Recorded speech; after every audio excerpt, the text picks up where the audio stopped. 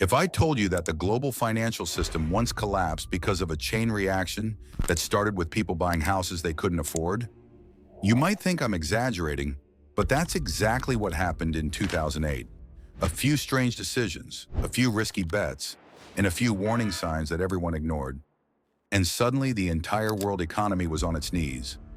Banks failed, millions lost their jobs, people lost their homes, governments scrambled to stop the bleeding. And the weirdest part? The whole thing could have been prevented today.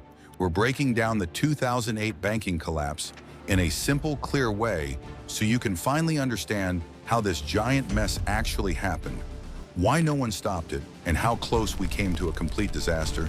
Let's get into it. In the 2000s, buying a house felt like the easiest thing in the world. You didn't need good credit. You didn't need a strong job. You didn't even need money saved up. Banks were handing out home loans like they were free samples at a grocery store. People believed housing prices could only go up, never down. And when you hear a message like that long enough, you start to believe it too. Banks wanted to give out more loans. People wanted to buy more homes. Investors wanted to get rich fast. Everyone thought they were winning. No one thought about what would happen when the bill came due. But underneath all the excitement, something dangerous was happening. And nobody saw it coming. Or maybe they did, but they didn't want to. The problem. To understand the collapse, you have to understand the core problem.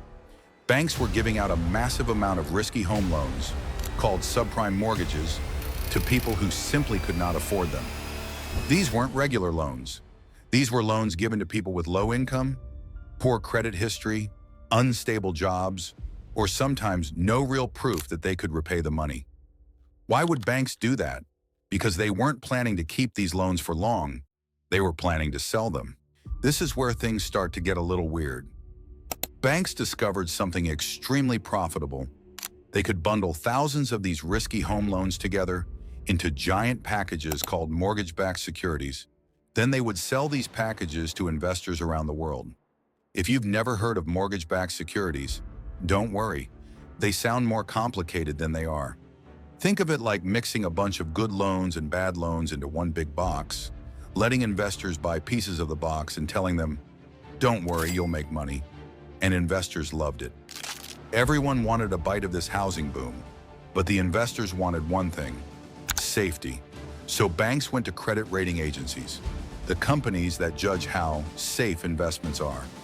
And somehow, these risky loan packages kept getting top ratings, even though they were filled with toxic loans that were almost guaranteed to fail.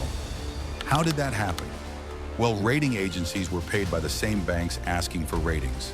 So the system worked like this. Banks said, "Rate this high." Rating agencies said, "Sure." Investors said, "Looks safe, we'll buy it." Everyone made money, but this system had a crack in it, a giant crack. And once it opened, everything fell apart. To see how the crack formed, we need to go back to the mindset of the early 2000s. Americans believed owning a home was the symbol of success. Prices kept going up year after year. It felt safe. It felt easy. It felt like free money. And when something feels easy, people get greedy. Banks created loans with ridiculous terms. Some didn't require income verification. Some required no down payment at all. Some even had a teaser rate, a super low interest rate for the first couple of years that would explode later. These loans made monthly payments look affordable at first, but once the rate went up, many people suddenly owed far more than they could pay. But the banks didn't care. They weren't planning to hold on to these loans. They were selling them as fast as they created them. The people selling the loans didn't care either. They got paid for each loan they closed, not for whether it was a good loan. So they pushed people into homes they simply could not afford. Investors didn't care because the rating agencies told them everything was safe, and the rating agencies didn't care because they were getting paid huge amounts of money. Everyone was ignoring reality. But reality doesn't disappear. It waits. And when the teaser rates finally expired, reality hit like a hammer. People started missing payments, millions of them. When someone fails to pay their mortgage, the bank forecloses on the home. That means the house goes back into the market. Suddenly there were thousands, then tens of thousands. Then hundreds of thousands of homes for sale. The housing market works like any other market. When supply goes up, prices go down, and prices didn't just go down, they crashed.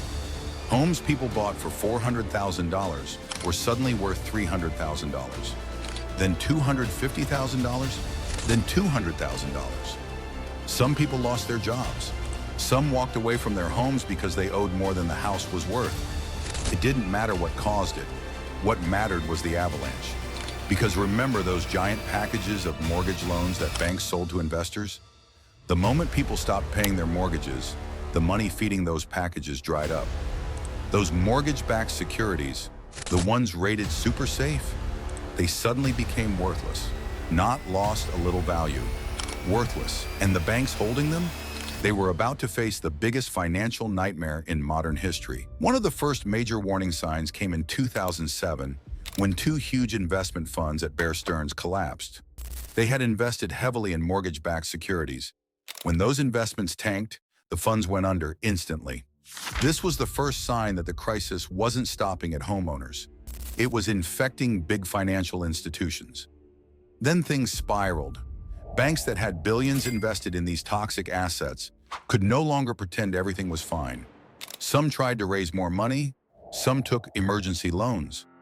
Some hid the truth on their balance sheets as long as they could. But the numbers didn't lie. The biggest shock came in September 2008 when Lehman Brothers, a massive global bank, filed for bankruptcy. This was something no one expected. People believed big banks couldn't collapse. They believed they were too connected, too important. They were wrong. When Lehman fell, panic spread instantly. Investors pulled their money out of the markets. Big companies froze hiring. Credit markets locked up, meaning businesses couldn't borrow money to keep up daily operations. It felt like the financial world was shutting down. And the fear wasn't just about banks. If banks failed, businesses couldn't get loans. If businesses couldn't get loans, they couldn't pay employees. If employees didn't get paid, they couldn't buy anything. Every link in the chain would break. The entire global economy was at risk. Governments around the world saw the danger and stepped in. In the United States, the government created massive rescue programs to stabilize the banks. They didn't do it because they liked the banks. They did it because letting the system fall would have created chaos on a level we've never seen. But even with government intervention, the damage was huge. By early 2009, millions of people had lost their jobs. Many lost their homes. Families saw their savings wiped out. Retirements were destroyed. And trust in banks, trust in the government, trust in the system was broken. This wasn't just a financial collapse. It was a psychological collapse. And it forced the world to take a hard look at how the system had been operating. Why no one stopped it? Now here's the question that makes people angry. How did nobody see this coming? The truth is, many people did, but the system was built to ignore them. Some economists warned that housing prices were rising too fast. They said the math didn't make sense. They said the loans were dangerous. They said the market would collapse. But every time someone tried to raise the alarm, they were dismissed as negative or out of touch. Why? Because the system was making too much money. And when people are making money, they don't want to hear warnings. Banks didn't want to slow down. Investors didn't want to stop buying. Homeowners didn't want to believe their houses could lose value. Everyone had something to gain. And when everyone is making money, no one wants to be the one to say, hey, this looks bad. So the warnings were ignored, and the crash hit harder because of it. The key moment, everything came to a head in one single week in September 2008. Lehman Brothers collapsed.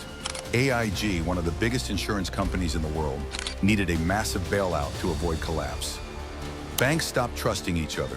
They didn't want to lend money because they were afraid the other bank wouldn't survive.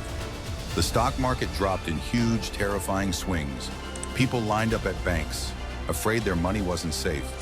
It was the closest thing the modern world has seen to a full-scale financial meltdown. By the end of that week, it was clear.